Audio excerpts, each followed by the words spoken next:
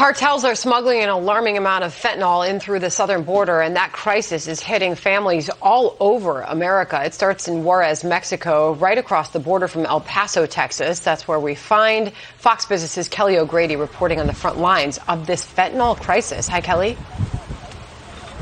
Hi, Sandra. Well, as you said, fentanyl is being smuggled across our border by cartels and illegal migrants at an alarming rate. And actually, this mountain pass that you see behind me is where a lot of it happens.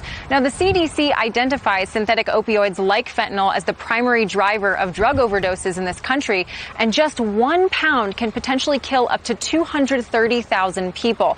Now, to contextualize that number, U.S. Customs and Border Protection seized 10,500 pounds in 2021 alone. That's more than the last 3 years combined. But that's just one agency. Law enforcement, other agencies are also seeing a startling increase.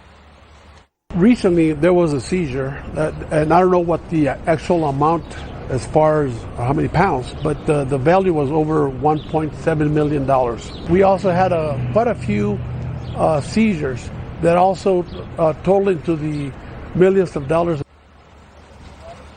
That's just seized. I mean, the issue is that much more gets by. The El Paso-Juarez border, as you said, is at the heart of this crisis. But as you can see here on the map, fentanyl is spreading all across this country. It's pressed into pills made to look like real opioid medications, and then it's sold on the street and often social media platforms as well. Now, critics identify a tie between the fentanyl spike and this illegal migration we're seeing at our border. And to stop that tidal wave, they're calling for a change in border policies. For now, cartels, illegal migrants, they're taking advantage of the resource shortage.